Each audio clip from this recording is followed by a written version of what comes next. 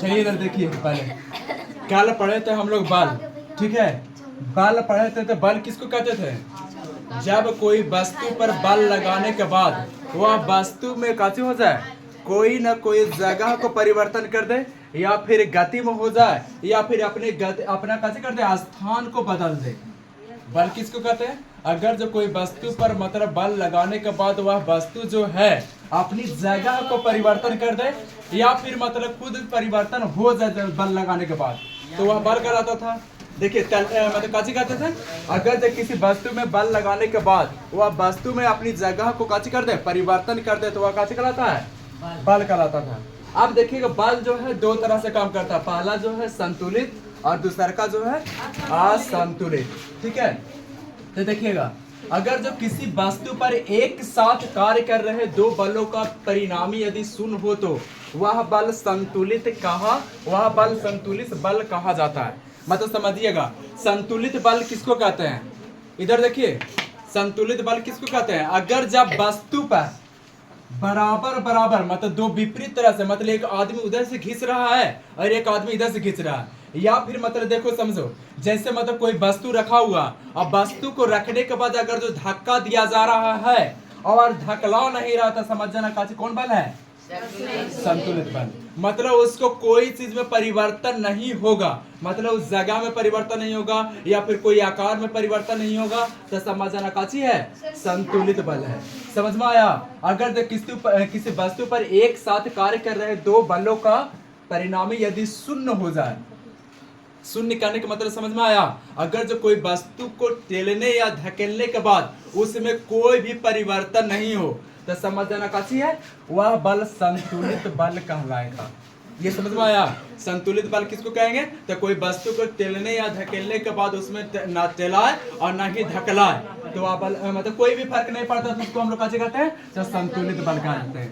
या फिर शून्य हो जाए, मतलब ताकत जो है वहां पर शून्य हो जाए। जैसे ये दीवार है और दीवार को धकेल रहे तो कोई प्रभाव नहीं पड़ रहा, तो समझ जाना कौन बल है? संतुलित बल।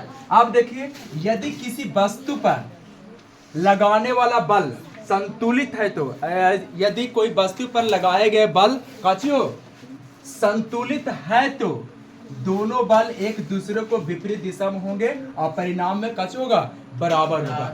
अगर जो बल संतुलित है, संतुलित मतलब समझ में आ गया कि कोई भी परिवर्तन नहीं होता है, और परिवर्तन नहीं होता, तो ये समझ जाना हम लोग को जरूरी है कि वो भी उतना ही बल लगा रहा है जितना हम लगा रहे हैं, ठीक है। तो वो काची कहलाएगा? विपरीत दिशा, मतलब उल्टी, वो भी विपरीत कहने का मतलब उधर से और इधर से भी विपरीत दिशा में होंगे और परिणाम काची होगा?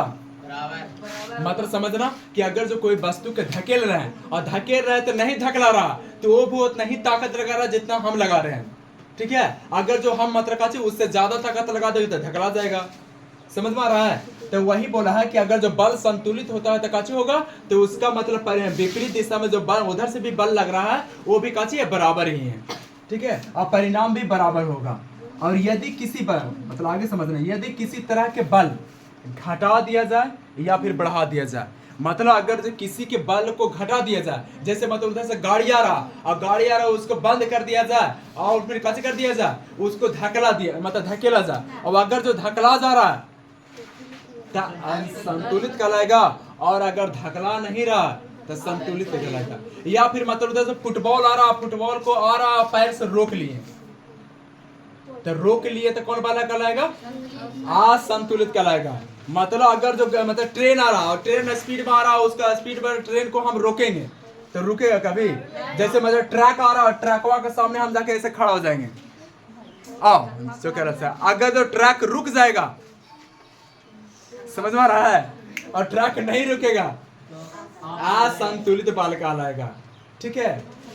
समझ में आ गया थोड़ा थोड़ा? यदि किसी वस्तु पर बल को यदि किसी वस्तु पर बल लगाने के बाद मतलब बल को कैसे कर दिया जाए? घटा दिया जाए या फिर बढ़ा दिया जाए, और वस्तु बढ़े हुए बल की दिशा में गति कर दे, तो वह बल कैसे कहलाएगा? असंतुलित कहलाएगा। मतलब देखो, बल को बढ़ाने या घटाने के बाद मतलब काची जिस वस्तु पर हम बल लगा रहे हैं उस वस्तु का वह वस्तु काची हो जाए? अपनी जगह को परिवर्तन कर ले, ठीक है। जैसे मतलब साइकिल आ रहा, साइकिल को मतलब रोक करके उधर धकेल देंगे, समझ में आ रहा है? कौन सा बल कहलाएगा? असंतुलित बल कहलाएगा। अब देखिएगा बल का प्रभाव या फिर बल क्या कर सकता है, मतलब ताकत जो है, बल जो है क्या क्या कर सकता है। तो पहला हम लोग समझिएगा, तो किसी वस्तु पर, मतलब पहला नहीं है, किसी वस्तु पर बल को लगने से कई तरह के प्रभाव पड़ सकता है, मतलब ताकत को लगाने से कई तरह के प्रभाव पड़ सकता है। काचे काचे हो सकता है। तो पहला वाला देखिएगा, किसी वस्तु को गतिशील किया जाता है, ठीक है, किसी वस्तु को कैसे किया जा सकता है? तो गतिशील किया जा सकता है, मतलब कोई वस्तु रुका हुआ, ठीक है, तो कोई वस्तु रुका हुआ तो उसको हम लोग धक्का देके स्पीड में कर सकते हैं, ठीक है। और अगर जो कोई वस्तु धीमा है तो उसको हम लोग कैसे कर सकते हैं? स्पीड में कर सकते हैं। और यदि कोई वस्तु उधर से स्पीड में आ रहा तो उसको रोक भी सकते हैं। जैसे हम लोग फुटबॉल को देखें, फुटबॉल उधर से ताकत लगा के, मतलब इधर काची हो रहा, मतलब ताकत लगा के उधर कोई मारा होगा, और मारा होगा तो दौड़ा लगा रहा, और दौड़ा लगा तो हम अपनी ताकत के बल पर काची कर दिए, उसको रोक दिए, ठीक है। तो या फिर मतलब कोई वस्तु को धीमा कर सकते हैं, या फिर कोई वस्तु को काची कर सकते हैं, गति में कर सकते हैं, मतलब या फिर रोक सकते हैं या फिर चला सकते हैं। तो बल से काची काची होता है, तो बल से वस्तु को गति में कर सकते हैं, बल से वस्तु को कैसे कर सकते हैं, धीमा कर सकते हैं, दोनों चीज कर सकते हैं, या फिर रोक सकते हैं या फिर चला सकते हैं। देखिए, पहले से गतिशील है तो उसे धीमी या फिर तीव्र किया जा सकता है, मतलब पहले से गति में आ रहा है, जैसे फुटबॉल उधर से बहुत तेज आ रहा और उसको रोक करके और मार के उधर तेज कर सकते हैं, समझ में आ रहा है? तो या फिर गति को धीमा कर सकते हैं या फिर कैसे कर सकते हैं, तेज कर सकते हैं, मतलब बल से गति को धीमा किया जा सकता है और बल से गति को कैसे किया जा सकता है। जैसे मतलब काची है, साइकिल पर बच्चा बैठा हुआ और हम लोग काची कर रहे हैं, पीछे से हैं, और पीछे से हैं तो और धकेल दिए, काची होगा, वो तो बाद में देखा जाएगा काची होगा, लेकिन पहले तो साइकिल तेज हो जाएगा, फिर बाद में वो मतलब गड्ढा में जाए चाहे उधर से किधर जाए, समझ में आ रहा है? तो काची किया जा सकता है, तो किसी वस्तु को बल के द्वारा तेज किया जा सकता है, गति को, या फिर गति को काची कर दिया सकता है, मतलब जैसे साइकिल स्पीड मारा, पीछे से हम रोक लिए, धीमा हो जाएगा, तो वो काचे लगा, उस पर बल लगा।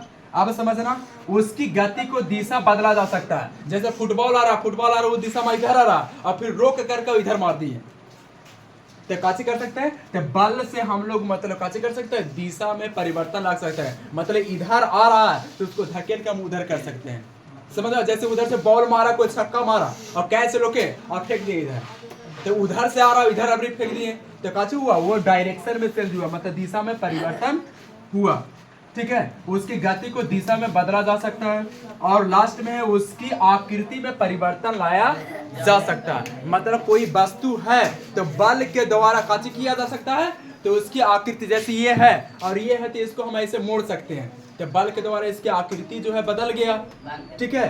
यही तक है और फिर कल पढ़ेंगे।